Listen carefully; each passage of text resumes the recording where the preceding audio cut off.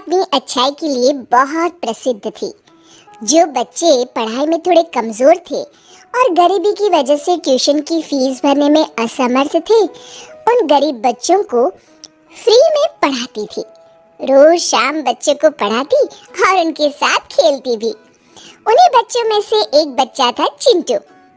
चिंटू बहुत होनहार बच्चा था, जो सीता दीदी की सिखाई बातों को ध्यान से सुनता और हमेशा अच्छे नंबर से पास होता था। एक दिन चिंटू अपने हाथ में एक पेपर लेकर सीता के पास दौड़ कर आया। दीदी दीदी, ये देखो मुझे क्या मिला। अरे चिंटू, आराम से, थोड़ी सांस तो ले लो। क्या मिला बताओ? आप भी देख लीजिए दीदी। अरे चिंटू वाह, ये तो स्कॉलरशिप के पेपर है। तुम्हें स्कॉलरशिप मिली है? हाँ दीदी, अब मैं शहर जाकर पढ़ाई कर सकता हूँ।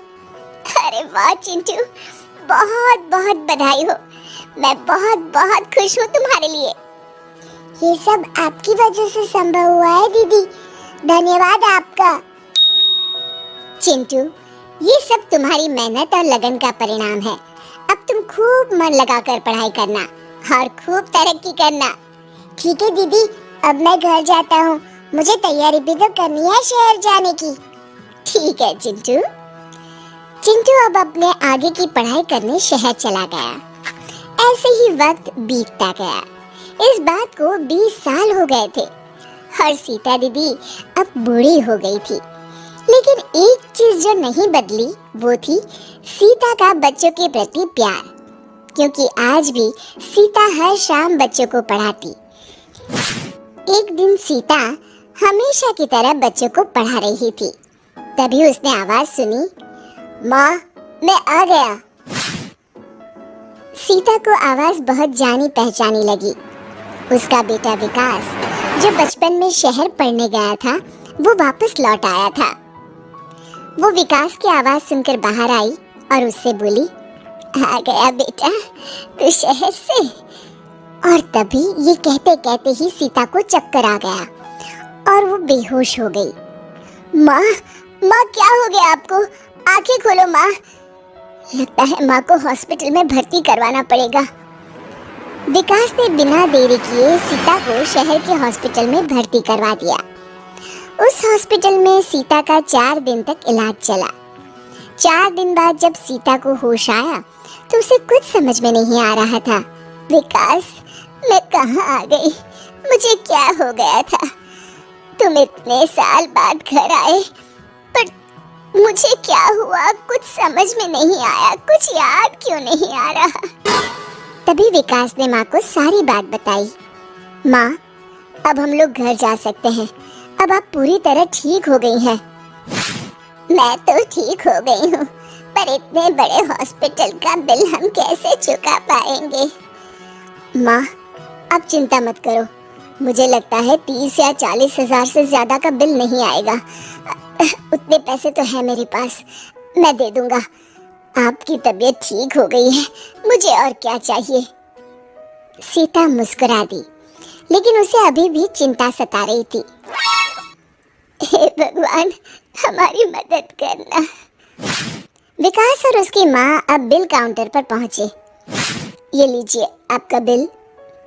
विकास ने जब बिल देखा तो उसके तो होश ही उड़ गए। बिल 90,000 का था। क्या हुआ बेटा, कितना बिल है? अब माँ 90,000। क्या 90,000? हे भगवान, इतने पैसे कहाँ से आएंगे? हम तो इस शहर में किसी को जानते भी नहीं। माँ आप फिक्र मत कीजिए। विकास माँ से बात कर ही रहा था, तभी वहाँ वो डॉक्टर और नर्स आ गए जो सीता का इलाज कर रहे थे। अब कैसी तबीयत है आपकी? ठीक हूँ डॉक्टर साहब। डॉक्टर ने विकास के हाथ में बिल देखा। वो सब कुछ समझ गए, थोड़ा सा मुस्कुराए और नर्स से बोले, ये मेरे कैबिन में रख देना, इनका बिल मैं दे दूंगा। ठीक है सर। सीता और विकास दोनों आश्चर्य से डॉक्टर की तरफ देखने लगे। डॉक्टर साहब, आप क्यों देंगे हमारा बिल? बिल तो आपका मैं ही भरूंगा सीता दीदी। लगता है आपने मुझे पहचाना नहीं। डॉक्टर साहब, क्या आप मुझे जानते हैं? और क्या दीदी, आपका 20 साल पुराना स्टूडेंट चिंटू हूँ। क्या तुम चिंटू चिंटू हो?